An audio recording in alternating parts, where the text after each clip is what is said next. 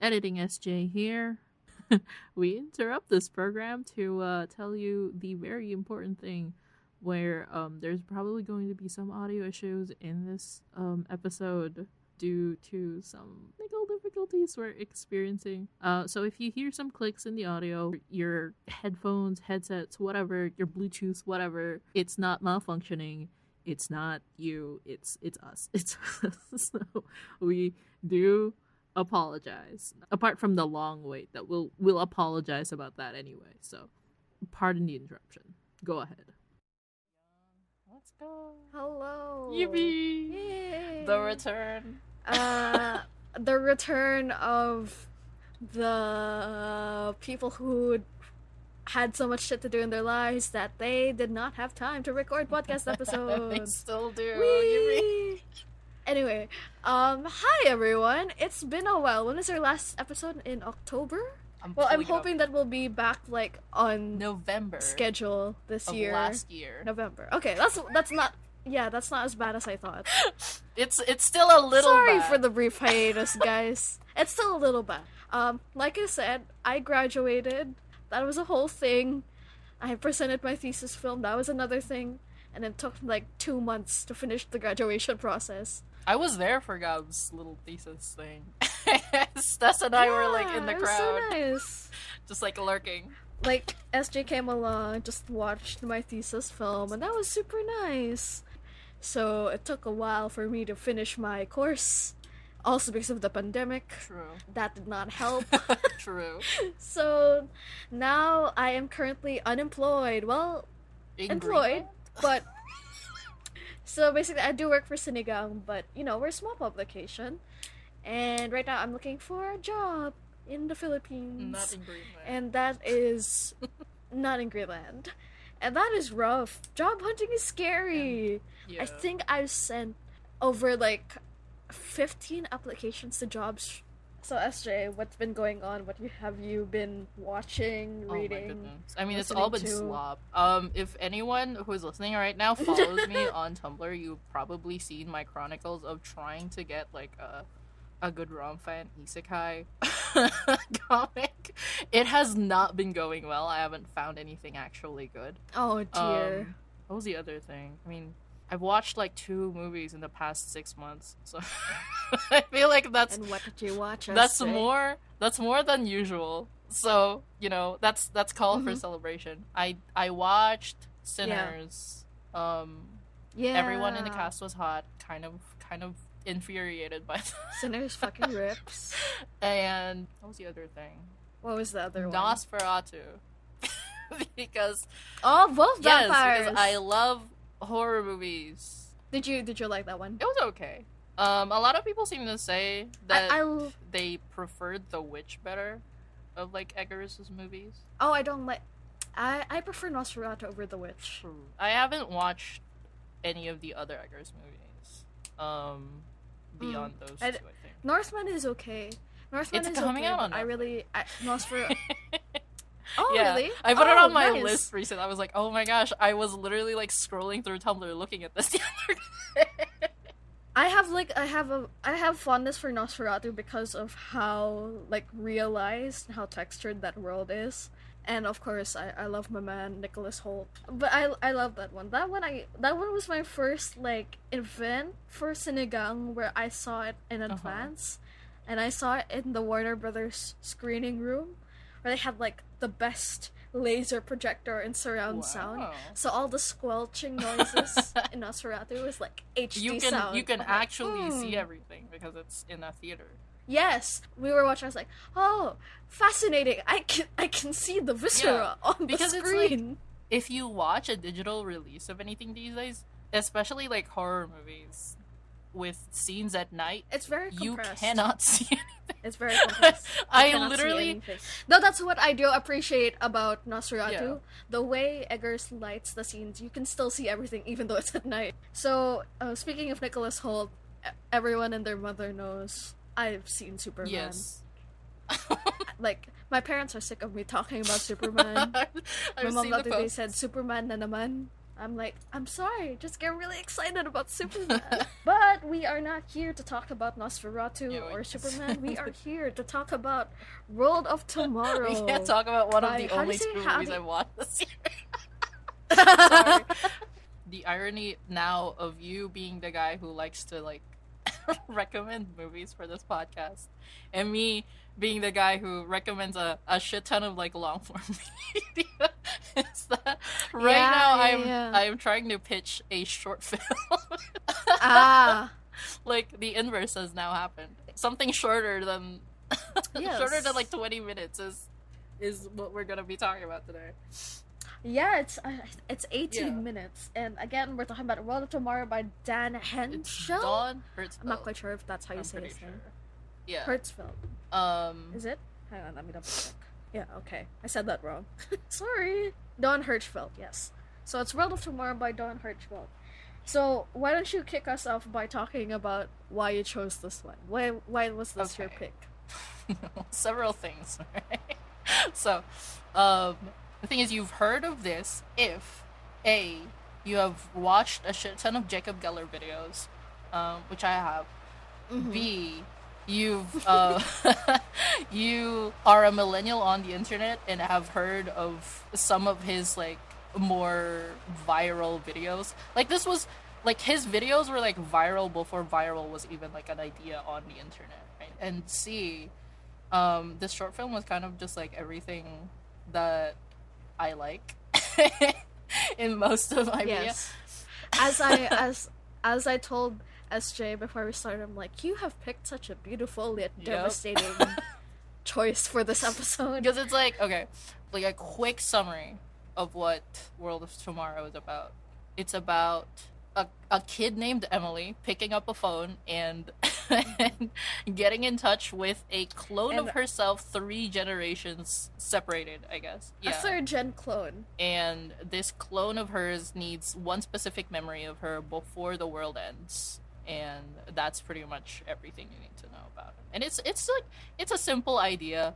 Just like the one thing that is making it a little lengthier is, you know, the way Don Hertzfeldt kind of like tries to explore the ideas of memory and like longevity and immortality within those 18 minutes.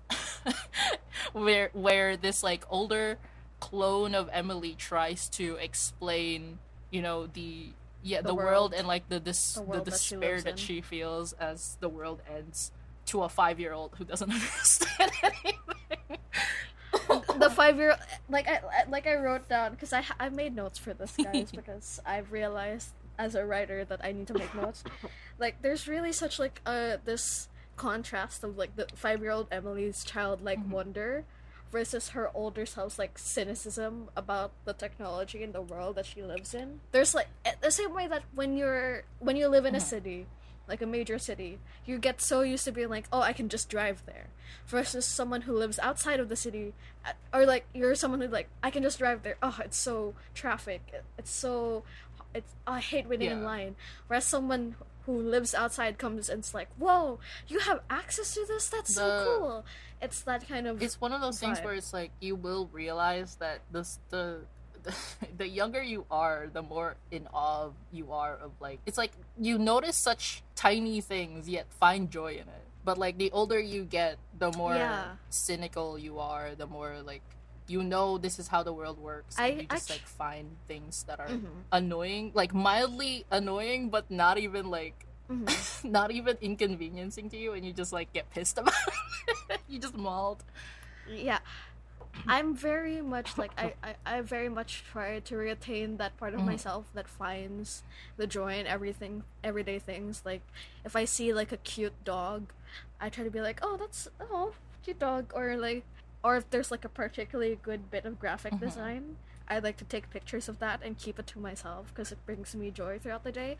Mostly because I am afraid of kind of turning into that cynical person that clone Emily is. Like, I'm very wary of doing that, especially as someone who likes to make art, because I don't want that to seep into my art.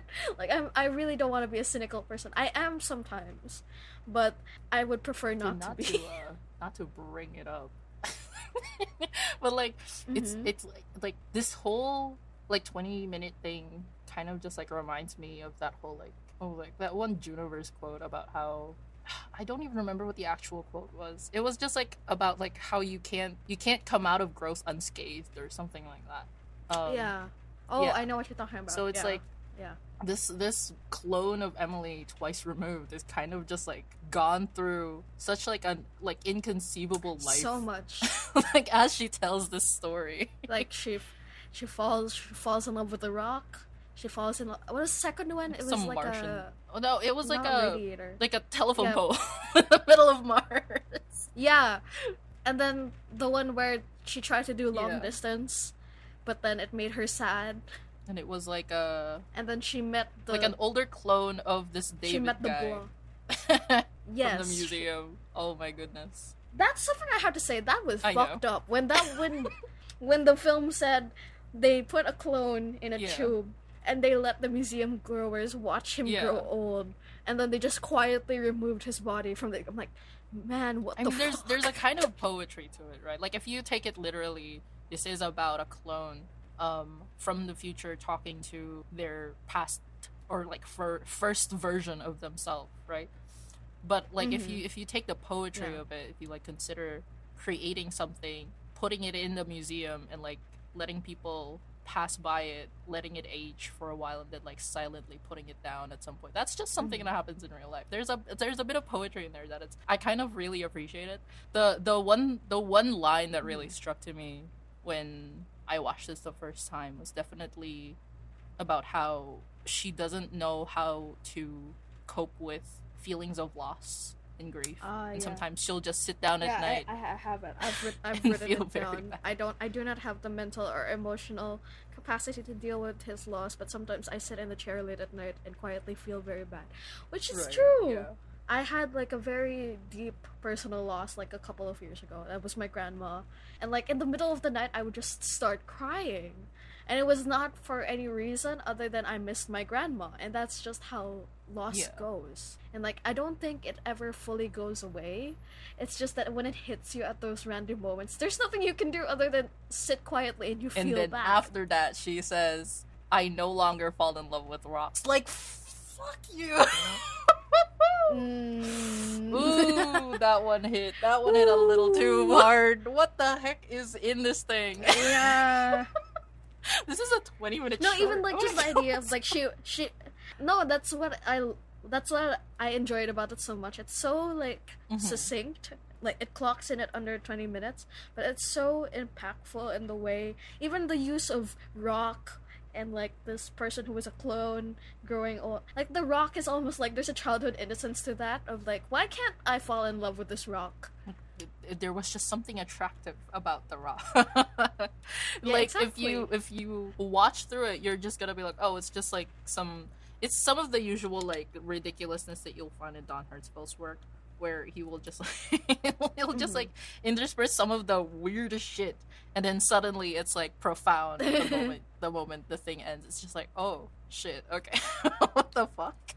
Something that also struck me was when like clone Emily was explaining the disparity of the memory keeping devices for like the poor people. They take the face off the person and put it on a robot and put it on an animatronic so that they can still be a part of their family's lives. And I'm like, even if I wouldn't want that. One of those, this short film is kind of like one of those things that like hits a lot of the things that I like to explore in my storytelling, where it's like, you know, there's identity issues in there, there's generations of trauma, there's loss and grief, and also time travel. Yeah, and the use of time travel as like an odd metaphor of not being able to move on, right? It's like it's less of a time loop and more of a I'm going back because I've lost something that I can't even remember. Oh, this reminds me. There's an episode of the podcast of Imaginary Worlds where they talked about whether or not they would travel in the TARDIS, and they said as long as time travel exists, it will inevitably be used as a form of therapy for people because they have the ability to go back and relive those memories, which does happen in Doctor Who. And it's like, I think about time travel, and I also think about like, if I was given a chance to time travel, where would I go?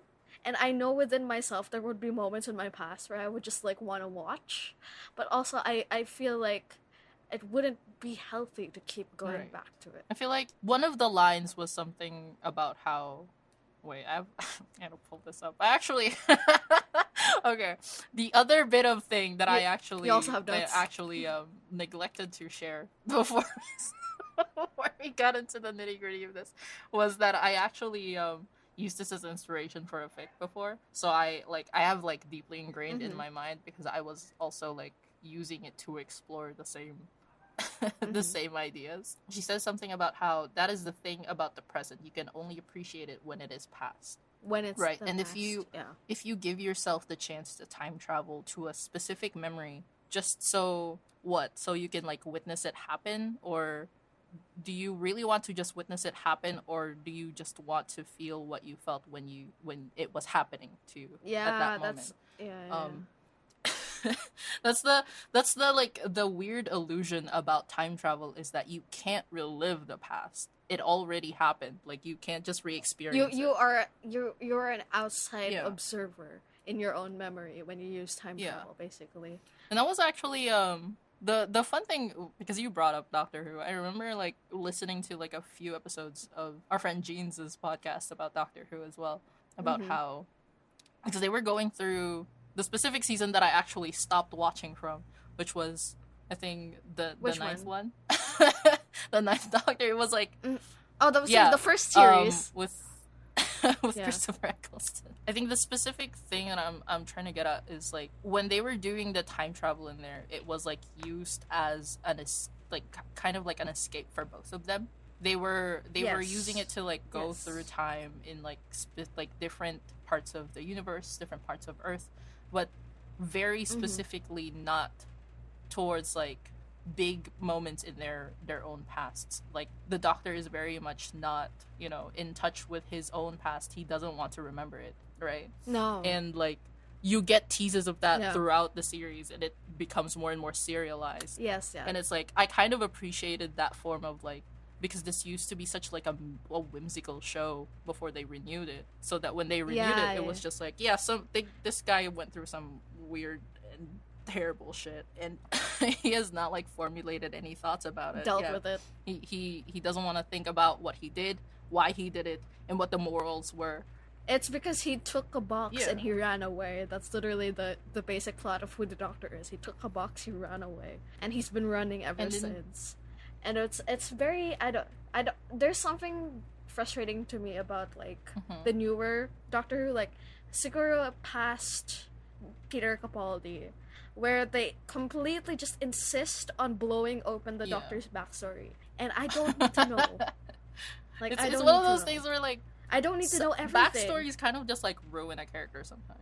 Especially if it's like just like a two-dimensional character. It's fine if you leave them two-dimensional. You don't have to develop them backwards. You have to develop them forwards, mostly. Yeah, that's my problem. Like they're very much doing the thing where they develop the Doctor backwards, but I'm like, I miss the charm of like I said, up to like the Peter Capaldi era, where it was a much more like contrasting the Doctor with his companions and how they experience and they view the world and how they view time. Season 4 of Juno still doesn't exist. Sorry. So basically, there's like this one episode where the Doctor gets stuck on Earth, and he like does a bunch of shit. This is like Matt Smith era, like does a bunch of shit super fast, and he's like, "How long has it been?" And they're like, "About an hour." And he's like, "Is this how time normally passes? Really slowly?" In this one, it's like it's constrained to just like 20 minutes at a time because there's like multiple parts of this, and I haven't watched it. Something that really caught me is the fact that they're trying to escape the planet, and Clone Emily mentions that the poor people are still trying to escape by using time travel, even though they know that it's untested. And it's like gonna kill them. It's not like an exact science, and it's gonna kill them. They're definitely gonna die. And just like that fear of like death and the void. And the same way that, like, all the people in the future are kind of avoiding the void by trying to prolong their lives, or even keep their loved ones with them is fascinating to me. As someone that, if I love vampires, I love all that stuff, but would I become a vampire? Probably not. Just because the idea of years and centuries passing me by and being frozen as is kind of scares me. I'm not gonna lie. That's the one thing I brought up. That's why, like, before we got into most of it, I did bring up, like, you watched more Jacob Geller videos, because I think the first time I actually genuinely encountered this was through a video of his, and it was like Don Hertzfeldt doing like a couch gag for The Simpsons. And it has basically the same amount of weird existential angst to it that World of Tomorrow does, because Don Hertzfeldt was making the World of Tomorrow simultaneously as that couch gag. So it has sort of the similar themes, but like he goes into this essay about like The Simpsons and how they have perfectly like encapsulated what immortality is in World of Tomorrow ideas, where it's like The Simpsons has been around since like the 80s and they have never aged a day. Yeah.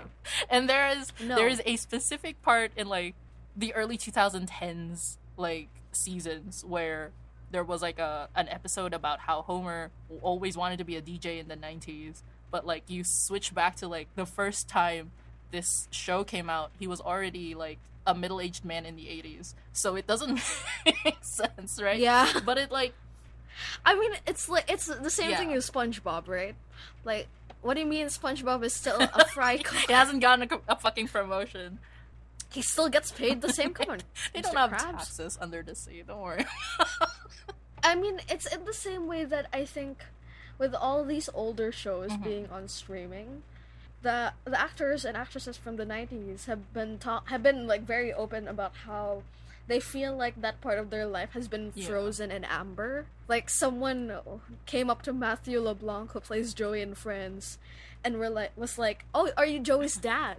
Because for people, he's always that young person in Friends. And it's like the same thing with like Buffy and Supernatural and all these shows that aired. So it's happening to Tom Welling right now because of the Superman renaissance. That people are able to like, it must be so weird for these actors to like have people only know them when they're young and just have that perception of them while they have clearly aged, and have that be like such a big part of people's lives with streaming. It must be so strange. I mean, it's like that's the thing with like the internet, right? Because before the internet, these shows you would really only like encounter them through cable if you chanced up on it, or if you'd had like reruns. But like with stuff, streaming, it's like, I mean, it's not there forever. Don't get me wrong, but like no, you also have just like have access to all of this at once, and you can just go through it all at once. Yep. Even though these actors age throughout these seasons, it's like, yeah, and that's because as they aired, they were aging along with the viewer. Now the viewer is the same age throughout, and everyone is aging because it's streaming. It's all of Breaking Bad fans watching all of this. Man, shout out to Alina who got into Better Call Saul. You know what messed me up? Like, I saw something recently, like there was a video of a parish priest saying he consults AI to write his homilies. It's fucked up. Like, as someone who's like, I'm not religious by any means. How about you ask the Holy Spirit? The stupid shit is like, you get one gospel every Sunday. It's like you have an entire week to work on your fucking homily, and you ask ChatGPT to prepare. I swear to God.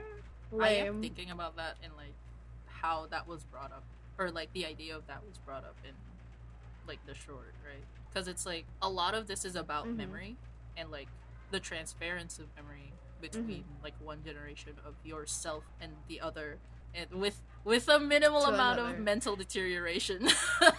Right? A minimal. But, like, you have to. It's so odd that like like the future, or the idea of the future in sci-fi is like defined by this like over reliance on tech, where they kind of just like, I don't know, like this is like induced immortality, right? This is like culturally induced immortality in their sense. Like in their universe, they want to live forever in a sense. I mean, the first time I thought about like the over-reliance of technology in sci-fi was Wall-E.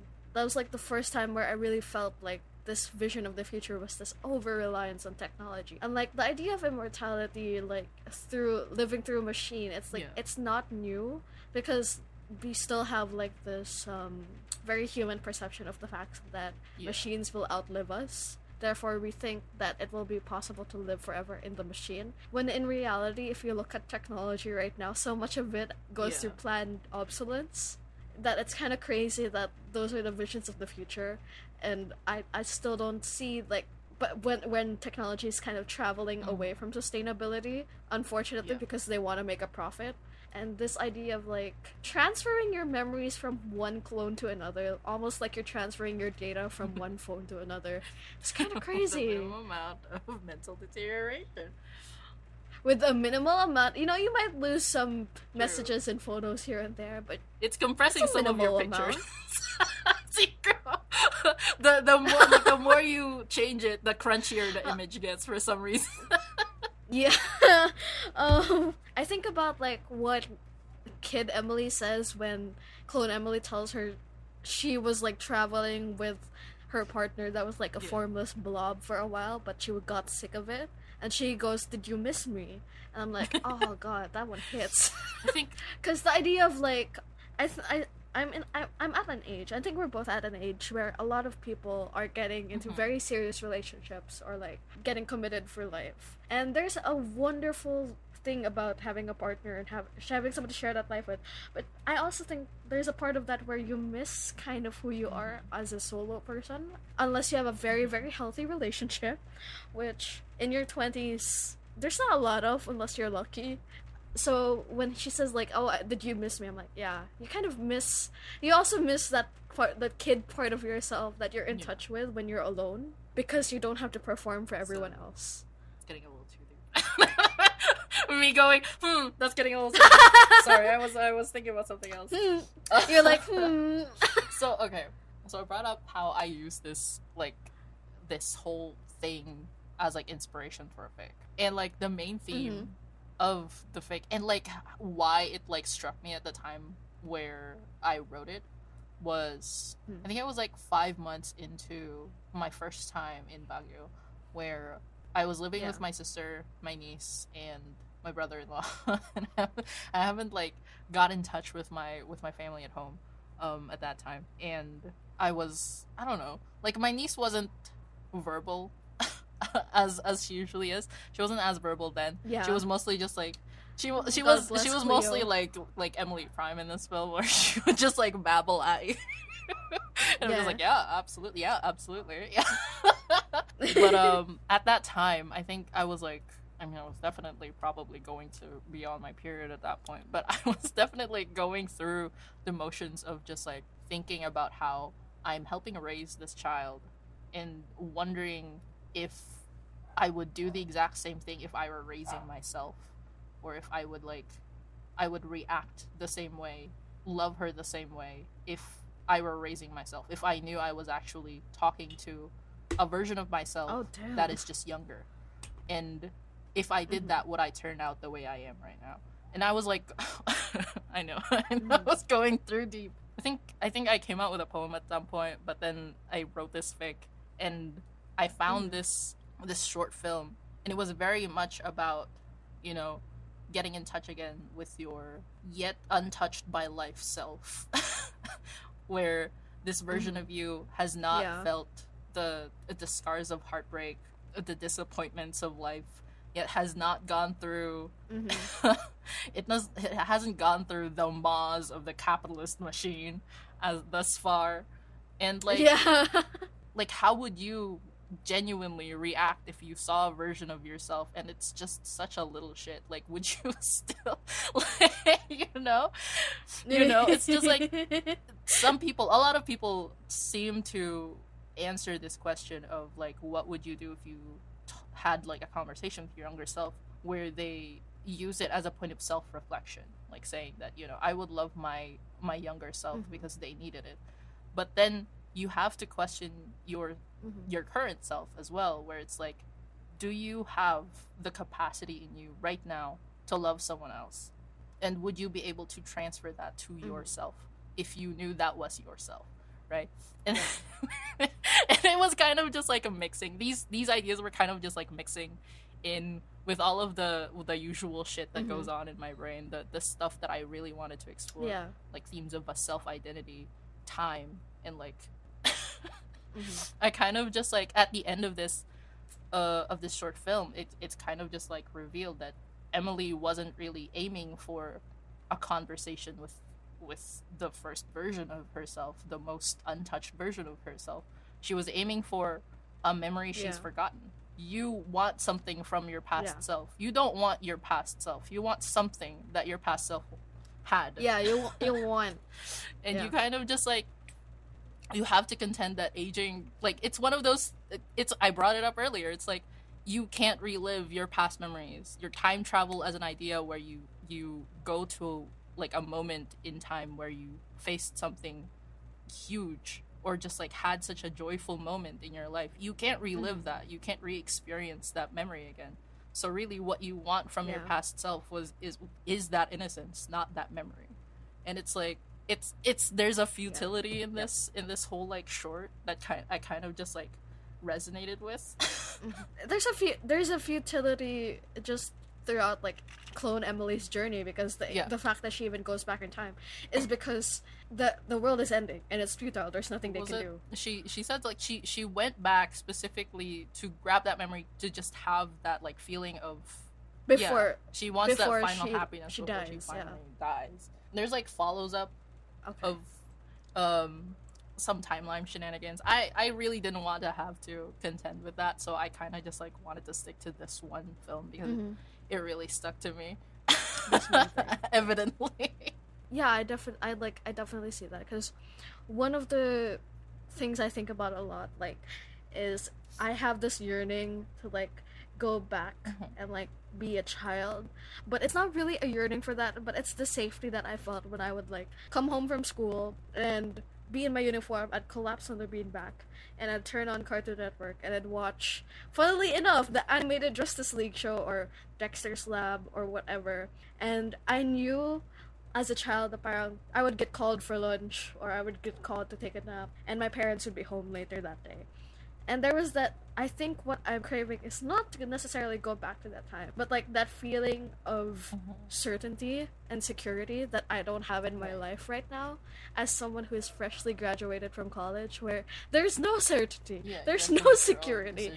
And whenever I think about the fact that I have to be in charge of the rest of my life now, it is terrifying. And I'm very fortunate to have a loving family who is incredibly helpful and supportive, but it's also just like that existential fear of like, I wish I was a child again so I didn't have to make these decisions, like someone else could do it for me. But at the same time, having that idea of like, if I went back as a child, I would not be happy. It's very because I would have the knowledge of who I am now. It's very Mitski class of 2013 where literally where you literally just like, can I literally just go home and have my mom do everything for me, please? I don't want to do this anymore. It's like a web weavings of that and fucking Fleabag. Lady Bird, Fleabag, Everything Ever All at Once. Yeah. It's like, it's all these things. Like, especially in Lady Bird, as I like head into this like post-college, it's like the idea of wanting that security but also wanting your own independence is such like a contrasting theme when you're a young adult, because you have that lack of security, but you also want to live your life and want to be an adult. But it like, when I think about it too much, I get like, I have to like lie down there for a moment and be like, I have to sit in the dark and feel sad, as Emily said, because I'm like, so I'm grieving for that innocence and that freedom that I had as a child that's different from the freedom that I have as an adult. Like, especially because of what I just brought up, and I don't want to retrace those steps. That you're getting that once, you're never getting unless you've read the fanfic. If you know, you know. I'll link it to you afterwards. Okay. But one of the main things that really got me thinking about that was that I knew I was such a difficult child growing up. Like the anecdotes I will get, because I don't remember anything from my childhood. A lot of things the thing with growing up with very, very bad brain things and brain chemicals is that you will only remember the shitty things that happened in your life, and not the. But the anecdotes that I will get are also bad things, right? I know I was a difficult child. I know when I was a toddler, in my fucking walker, I dragged the TV off. Oh my god! And broke it, right? I was a menace as a child. And SJ just like thinking about like my genuine reputation as a child was that if I walked up to someone quietly, I probably broke something. Oh no! Right? So I don't know. It's just like something kind of rearranges in your brain if the only thing you remember is shitty things, and the only thing you're told about are shitty things.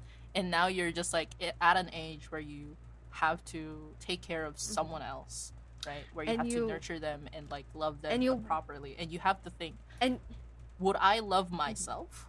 And you also, like, when you're taking care of someone like that, you don't want them to remember the shitty things. You don't want their brain to you don't want their brain to have that trauma and that you don't want them to turn out like it's one of those things, right?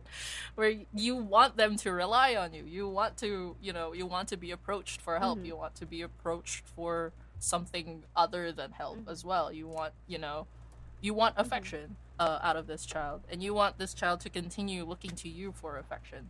So trying to reconcile with that, and the fact that I myself have not really experienced any of that, and then just thinking about how if I were to raise like a version of myself that was yet untouched by the capitalist machine and the shitty things that has happened in my life, would I be able to do the exact same thing I'm doing to my niece, who I love very much? It also doesn't help that my niece and I have the same birthday and the same practically the same tastes in food and like media TV shows. Yeah, I mean we sit together and just like watch anime sometimes, and I'm just like, why, like, you don't even understand what any of this is, and she just wants to she's just happy to be like, there. Okay, cool. Yeah, she likes to be involved, and I also like to be involved, and like trying to get in touch with your child self, and trying to remember if you were ever like this, if you kind of just like forgot. It's kind of difficult if you have negative brain chemicals that are preventing you from doing so. So I do understand what like the existential points of Mr. Hertzfeldt's like exploration here, right? The thing with immortality is you don't want like a body that lives forever. You want the memories, specifically your memories, to live forever. You want you to be immortal. But the thing is, do you want you to be immortal? Exactly. Right. Yeah. It's an odd conundrum, which is why like I really appreciated the point of view from like cartoons and like legacy cartoons, just continuing on for generations and generations. Yeah, kind of crazy. Elmo is like this. Yeah. You consider it. Elmo has raised many children. I think Elmo, Steve, Blue's Clues. Yeah, it's very sweet that I find that like these characters are allowed to be immortal, but in a way that that is this beautiful thing of they are immortal in the hopes to raise a new generation of kids who will be as like healed from that, like shielded from the traumas of the world by having these characters in their lives.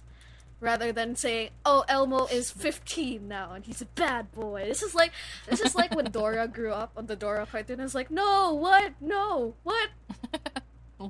Let her be a child forever, please. Peter Pan. It's one of those things where it's like, the one thing that TV shows where serialization is a thing, or well, not even just the ones where serialization is a thing. Flanderization happens, right? Where it's like characters who started out as kind of complex, kind of simplify and dumb down at some point. so that you like they're recognizable after like a few sets Yeah. of dialogue. You understand who they are, but at the same time, kind of just like ekes out the and the complexity of their development. character, their actual humanity. And as if I characters. say Yeah. fucking And it's supernatural like, fit, I mean, if Yeah. it's Flanderization, like that Yeah, concept it's Ned came from The Flanders, Simpsons, yeah. so it's kind of fitting that that's kind of what is happening in the idea of immortality in World of Tomorrow, where it's the same set of memories, it's the same set of experiences, added on and on and, and on and on and on. But now it's like unrecognizable. Like clone Emily, the third generation is unrecognizable from Emily Prime. Yes. Because she's been flanderized. Yeah. It's not that she's been dumbed down. It's just not Emily anymore. And the Very Ship of Theseus. yeah. You know? Oh god, I love Ship. I love to discuss Ship of Theseus endlessly. Don't even get me started on that. It's the same thing that I noticed as well with Emily asks her, "Are you my grandparent?" And she's like, "No, I'm you." Like 3 clones down. You're actually actually my my grandparent. I'm like, that's technically true because she is younger, but also anyway, with how time passes, that is true. But also for little Emily, it was probably like, huh?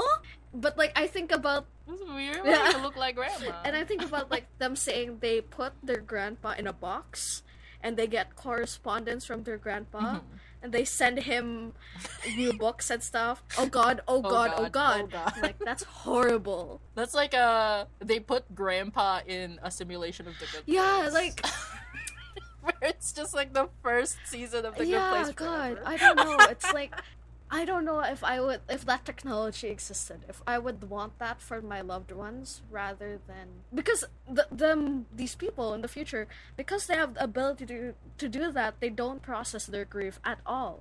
They're just constantly living with these puppets of the people that they loved and cared about, whether that's through the outernet I mean, they don't really. or that's through Yeah. the puppet It's one of those things where it's like they don't really have a concept of grief or mourning. grief. Yeah, because no one dies. Because everything, no one dies. Which is like the fact that like that could be a future that we have is very scary to me, because I think if you remove grief, you also remove a certain human aspect of yourself, which is the fact that it's a very human thing that life ends, and it's okay and it's sad that life ends, but it's a part of life, and there's a very human part of reconciling with that you deal with the first time you lose someone very close to you, and then that kind of like This is shapes your reminding me world. of, I watched this guy called Brady Mhm. who is a therapist and he's playing through like Disco Elysium. Oh god. it's a very long playlist of playthroughs, but I remember this one of the things he talks about during one of his very lengthy playthroughs was how common grief really is. The whole like stages of grief are kind of fake. Yeah. That's kind of just like you go through those even though you don't feel a Yeah. loss is the thing he was talking about. Like grief is common. Like if you graduate, feel you grief, feel yeah. grief. If you move out of your family's house, you feel grief. It's very It's common. So just the idea of not experiencing the very common idea of grief, right? Of not experiencing the loss of someone specifically, but not understanding that grief can happen in other aspects of your life. I is very always like look interesting. at grief as less of a response to loss and more of a response to change. Because whenever you because like obviously You're right, yeah. as I talked about, I did my thesis film on that, and like when I was doing my thesis film, there's a part of it that's autobiographical in the fact that this person was having to go to a place where everyone knew them as their older self, and kind of grieving that loss of the smoothness of having to explain, oh, this is me, and then you come back and you're changed, and having to go through that struggle of re-explaining who you are now, and just grieving that loss. Reintroducing yourself, and just like grieving the loss of the ease of which you existed in that part of your life is such like a thing I had to deal with when I was doing it. And like I said, like I really think that grief is a response to change, because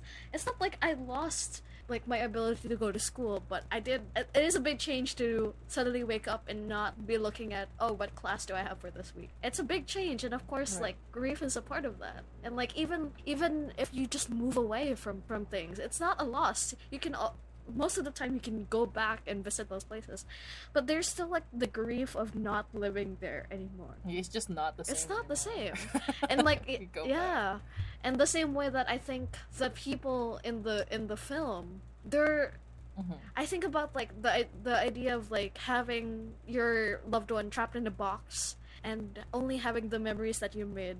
Whenever I wished for my grandma back, it wasn't so that I could relive the memories with her.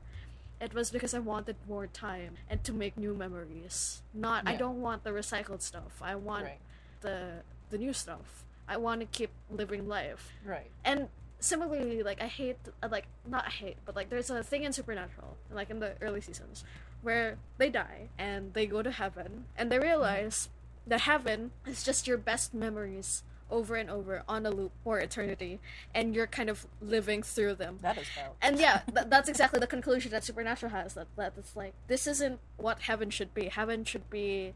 This is the quite literally. They have that moment where they're like, well, this isn't. It doesn't make sense that this is what heaven is. Like, and like I thought, like that concept of a heaven or an afterlife is terrifying to me. The idea that I will be stuck in my memories. But like, what if you get sick of your own memory after a while? Like, there's no way to escape. And like, I don't think wala silang word for sawa in English. wala. Parang, I think get sick of it is the closest. Yeah. Pero pag nothing hits as hard as sawang-sawa. Like, sawang-sawa ka na. Yeah. Like, you're fed up, but not really. Fed up's too nice. Sawang-sawa is talaga, I don't want to see it. Ayoko na makita. Ayoko na makain. I'm sick and fucking tired of this bullshit. No. But I think about, like, how I believe the afterlife to be. Because I do believe that there's an afterlife. I would like to think I would get to the afterlife, and my grandma would be there, and my loved ones would be there, and my grandma would go, "What did you think of the new John Wick?" Because I don't want to think about my loved one. What did you think about the? Yeah. In my brain, my grandma gets to watch all these movies before I do, and when I get up there, eventually, hopefully not for a long time, but we will get to talk about it, and like that's the way that She's just like finger picking Yeah. to your letterbox. Yeah, she's page looking so at. you can She's talk like, about it. "What'd you think of John Wick?" She's seen all the John Wicks, past and future. That's the way I like to think. She would have fun. I think for her, I would like to think that for her, she gets to watch movies every Sunday the same way that we always did. And like, I don't know. There's the idea of like only having the same memories over and over that kind of depresses me in a way, because you never see these people change or grow, and there's the same way that people look at yearbooks and you're kind of stuck in that era of your life.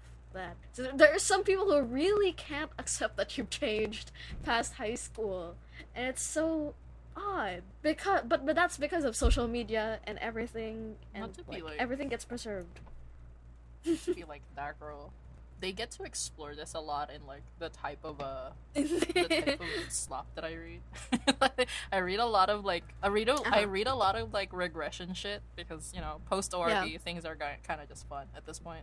But a lot of regression stuff in rom-fan is not fun. Oh god. I've found it's very much tied towards regrets and like negative memories. So a lot of the rom-fans that are regression ones are kind of just like, I had a shitty life and I finally got out of it, and then I died, and then somehow I'm back. Oh, I hate that. To the point in my life that I fucking hate. I hate that. Just like, yeah, I know. And it's like, it's a fun exploration of what would like the current version of you do in that situation. How would you change your future, right? I mean, it's one of those like things that they've kind of refined in like Korean manhwa space, where they really don't want to explore the time shit. They just kind of want the self-reflection, like regression, right? The thing they do is like your brain goes back, but like it's just the same timeline. So like everything that happens moving forward is kind of just like you expect that it will happen. Oh, it's just that now you like are well prepared. Shit. Yeah. It's tropey and it's fun. That's why it's slop. You should read it. Yeah. No, because as someone who enjoys, like, as I said, Supernatural ran for a really long time, so I do generally enjoy like the time travel fix where they go back and they meet their younger selves, or like their brain accidentally it's very tropey, but it's really interesting to explore. The thing with me is like I really like to explore identity and like time and like how that affects a person and their identity, current self. as someone who has not experienced a lot of grief in their life, right? I have lost grandparents. I wasn't close with any of them. A lot of them were kind of just like very, Yeah. They were not positive icons in my life. So I don't remember them fondly. I don't feel sad that they're gone. I genuinely don't give a shit. But it's like, as a kid, how do I explain this? I mean, you're a legacy kid, right? You went to one school from elementary to high school. And then I crossed the Right. street and I went to college. The thing is, I went to school somewhere very local. I literally kind of just walked to and from school when I was a kid. And then I moved to where my eldest sister was going to high school. And then 2 years later, we moved back. And then 2 years later, we moved back again. And then I moved somewhere else because I was getting bullied. So it's like, genuinely, throughout my childhood, I did not have a single set of friends. And whatever friends I made during the 2 years I spent with whatever I was in any school, I did not form any relationships because I knew I was going to move anyway. You're literally sorry. I hate to. So It's literally JD from Heathers. I have just no solid group of friends, is what I'm saying. Genuinely, the idea of being able to retouch and be able to like go back to a place where I was friends with certain people feels like kind of wrong to me, because it's like, when, for example, if you my mom really likes going to like elementary school batch reunions. She's still friends with her like friends from elementary because they went to tenement. So they were literally living in the same apartment. So it's like she's still like friends with them. They still meet up. Like one of her friends is actually like a teacher of someone that I knew in college. It's kind of like crazy. That's how old they are. So it's weird that they still meet up. That they were friends when she was like 10 or something. Meanwhile, like any of the people that I met when I was 10, I don't even remember their names. Yeah. So it's just so odd to me. It feels wrong to like go back to the idea of like going back to meet someone that was like kind of just like a different version of myself. Like, I don't know who that person is. I know she liked anime. But holy crap, it was not the good kind of anime. It wasn't even like good slop. It was just like Black bad Butler? anime. No. I was into Hetalia as a kid. It was terrible. Yeah, that's what I find interesting about like talking to you, dude, because we have like such polar opposites in how we grew up, and that like I've never moved anywhere. I live in my childhood home. I've been here my whole life. So it's really funny whenever I have to do those forms. That's like, how long have you lived at this residence? And the maximum's like 2+ years. Like, since birth, I live in my childhood home. And it's always strange because I had like you mentioned, like I went to grade school until high school in the same school, and like that ideal. That's why I think that my fantasy was that security, especially as I went into college, was like having that security, because it was my first time truly experiencing a whole new fucking world, and then I had to do it on my own because I knew no one in my block. And my other friends who went to other courses were very lucky. They had 1 or 2 people from my school that they knew. But I went into animation blind. I did not know how to animate, did not know anyone. And everyone was so good. But thankfully they were nice. I brought that up because, I moved from like my last year of junior high. Well, not really. The last 2 years of my junior high, I moved away from where I was because I was getting bullied.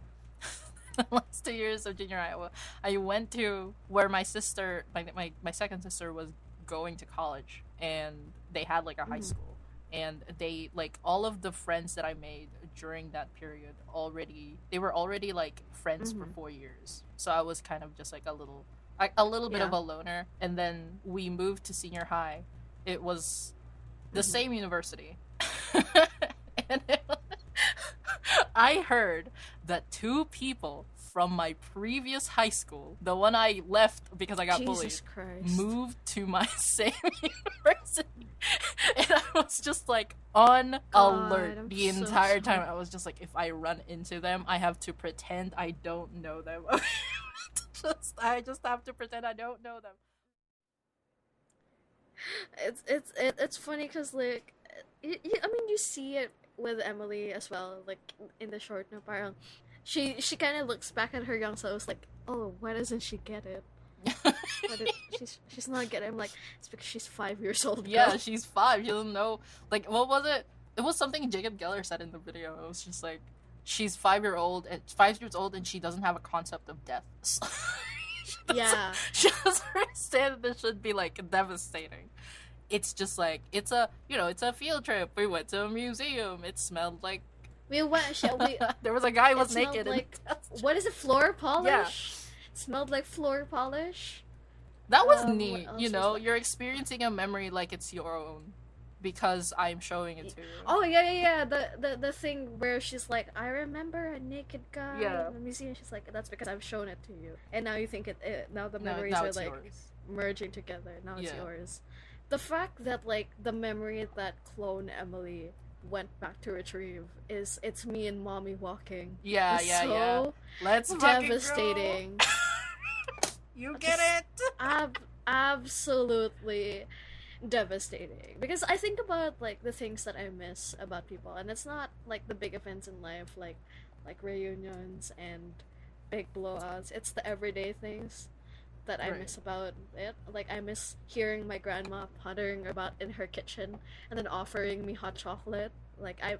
like eventually I will miss, like hopefully not for a long time, like the sound of my dad coming home or bothering my mom about, hey, what are we gonna watch on Netflix tonight? It's like For me recently, that was like me hearing crickets outside. Mhm. Like I don't hear that anymore. yeah. And when I heard that one night, I was just like, holy shit, when was the last time? When was the last time? It just struck me. When was the last time I heard crickets outside? That's like climate change Yeah. level kind of like, holy crap, things have changed so much in the last few That years. was me, I think, when hearing the Nestle ice cream jingle, because I haven't heard the dun dun dun dun dun dun dun dun Yeah. dun dun dun dun dun dun dun dun. And it's just like, oh, when was the last time I heard that? It's been years. Why did and you kind of go like, why did I stop hearing that, or when did I stop looking for that sound? Yeah. And like this is When did I stop thinking that that was Yeah. normal? like there that was supposed to be my There- normal. there- that type of. There was a weird thinking. time where like they shut down the train tracks near us because they're fixing the LRT MRT. Mhm. And for like 15 years of my life, well no, more than 15, like it was 2020 I think when they shut it down. So like for so many years of my life, I would hear every 6 p.m. I would hear the train going choo. And then there was a period of time when it was 6 p.m. and the train didn't go choo anymore, and I was like, oh, that's weird. Why am I sad that the train is not going choo? Like I would get annoyed when it did that because it would be so noisy, and now I'm missing it. That's For me, I think these days that would probably be if I heard like a very shittily, almost peaking over the speaker sounding Angelus over the speaker. oh Just god, be like, oh my "Oh god, my yeah, yeah. Like that's the one thing that a lot of like raised Catholic people kind of just like gloss You kind of, over. like- you remember everything. There's muscle memory in that you freeze. You Yeah, don't you move. just stand there. You just fucking stand there, bro. It's like ingrained in your soul, because you can hear the Saints Go Angelus from Benilde, and they don't for some reason the Benilde and Saints Go Angelus, they don't sync at the same time. So the Saints Go one would happen like slightly before, and it'd be like, huh? That's the one thing, right? If you're raised Catholic, you just remember every fucking prayer. Yeah. Even though you haven't practiced Dude, in years. like, you just remember I know everything. so many church songs, but that's because some of the church songs are bangers. Yup. Animal yup. Christi. Oh my god, the one I remember this because we haven't practiced in so long. It was so fucking embarrassing when they changed something. Oh God, yeah. Or like you went to like a different church, and the way they sing, choir Amin Amin is different. Right, and like sometimes like the service is different. You have to respond sitting down. Standing you have to up. respond No, standing. because I remember You're just, because we what the sing fuck? Amin Amin Amin Amin, and then it Right, becomes yeah. like some of them is so slow. It's like Amin Amin. I'm like, oh, it's slow. because the choir is made up of old people. I was like, it's slow. Usually, Okay. This entire episode is just about nostalgia. I mean, bro. in a way, it's like 'Cause it's so ingrained in it's memory. around the same themes of the film. Like it's about dealing with the fact that Right. so much of the humanity in the film comes down to preserving memory and how memory is like Yeah. a inherent part And, of our like- humanness that we always seek to go back to. It's Yeah. it's she said that, right? Something about how she's proud of her. Because Sadness, because it it's makes what her makes feel her more human. human. Yeah. Makes her it reminds her that she's alive, which is true. Because Right. That's the thing about nostalgia is that you keep craving it even though it feels like shit every time you remember that it's come yeah, to exactly. pass. It's Like done. you It's over. want it, and then when you have it, and you're like thinking about it, you're like, well, I can never go back to that, and now I'm sad. Right. I mean that's why Stranger Things boomed Yeah. so hard. Right? And a lot of people really like the nostalgia of Mhm. 80s pop culture, but they like they wanted to re-experience it even though the story is kind of just like shit. Whoops. You know, there's probably a lot of people who are fed up who would probably agree with you at this point. I mean, I got fed up like the second time they did it, so it's like, you know, I'm ahead of the curve. I'm a hipster, you know. I just realized since I think we're doing Thunderbolts next. This is a very depressing set of episodes. What? No, a very existential set of episodes, I should say. I mean, one of our most famous episodes is, you know, That's regression true. depression. That's true. It's- Our ORV episode. Are really listeners got a lot. okay, guys? No. If any of the people who went from the ORV video essay and like the ORV episode went here, you are not finding anything I'm different. sorry. This is the same set of shit. And the over fact and that over again. Thunderbolts is also primarily gonna deal with grief and self-identity and memory I mean, is shut gonna up. it's gonna be like, oh dear. Thunderbolts asterisk. Thanks. No, Why that's is there an that's a asterisk? plot point. I see. Yeah, I thought it was gonna be like a footnote or something. No, it's a you it's a know, plot point. you know, like they do in like the Good Omens, Yeah. like EPUB comics.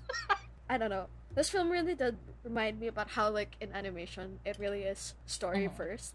Because Yeah. it's such simple animation. It's stick figures. Right.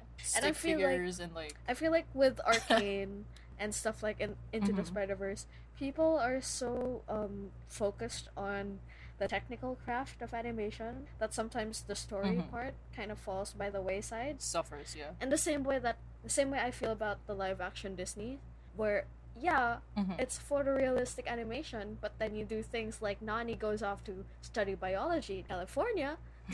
Marine biology in California, and it completely negates the fucking story of Lilo and Stitch. It's just like the idea of like, oh, it looks better, so it's better. The same thing with How to Train Your Dragon remake. It really does I not know. look better. I'll be real with you.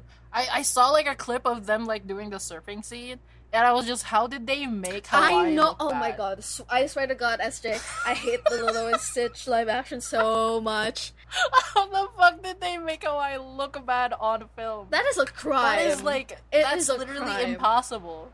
It's so bad. No. Okay. We have to wrap this up. Wait. So after do Thunderbolts, I don't know about what SJ's pick after that is, and then we'll do Superman because I don't know when Superman is releasing on digital, so SJ can watch it. Yeah, Gab has to like pirate it for me. Yeah, or I'll exactly. pirate it for you, and then Yeah.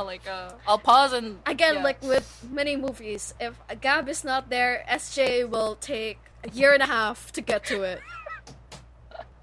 It's not happening. I'm not watching a movie. I haven't even watched K-pop Demon Hunters. It's been a week since I told you about that. We should schedule a watch party just because that one is fun. That was like fun to watch with people. Nasa suking tindahan na ba ang K-pop Demon Hunters? Ooh, Okay. I thought it's it there was the still, day like, on after. Netflix. Oh, because it's a web release. Yeah. Right. Okay. I get. As long as it's on VOD, Sukin Tindahan will have it like either within the day or the day after. People who don't know what Nasa Sukong Tindahan is. You're missing out. DM me. I know where it is. Yeah, people are missing out. Like, God bless. But what's very cool, it's a very well written, very well done short. Like, if you haven't seen it, go see it. I will be checking out more of Mr. Dawn's works after. Hopefully not today. So I rewatched this short again today to like do my notes on it after I saw it for the first time. And it was just like devastating, just like sitting there going, what would Yippee! Baby Gab think of? I'd like to think that Baby Gab would think now Gab is pretty cool. Like, just like getting to do what I do as sinigang, and I think about like Baby Gab going, I want to write about movies in my journal, and yeah, Maybe SJ had like very like low key dreams of just like being able to travel around. So when I was a kid, I really wanted to be like a tricycle driver. Wait, that's sick I liked, though. like, going around streets. I love that. Right. So like if I told her that I grew up just like studying multimedia studies and like being a writer, they'd be like, ew. You're such a fucking lame-o, dude. Yeah, because like I think about like Baby Gab's goals and like even teenage Gab's goals was like, I want to get published, I want to do a comic book, and it's crazy to be in this time where I'm like, you do get to do that. Maybe not Marvel or DC just yet, but like you did do Not that. yet. That's pretty sick. Not yet, and I'm manifesting that. Let's go. Everyone manifest. Also, everyone manifest me getting this job at Adorna House. Thank you. Yes. Okay, we need to go. We gotta go. We gotta go. Okay. Bye-bye. What's this? A silly new outro? Yes, there is a silly new outro. What you just listened to was an episode of The Secret Treehouse. Those were your hosts, SJ and Gab, and this was a production by The Playground. Because of how intermittent our production schedule, if you could call it that, has been, we don't really have any more to offer apart from, the opportunity for you to donate to our Ko-fi. So if you are so inclined, please do so. We will definitely try to use any funds going towards The Playground to improve on our, audio production stuff. As evidenced by this, we definitely need it. So if you want to help the podcast, go ahead. We still cannot promise anything substantial in the way of a consistent production and publication schedule, considering the fact that, Gab is now employed and I am still in college. So, again, if you're so inclined, please do so. Thank you for listening. We'll see you next time. Bye!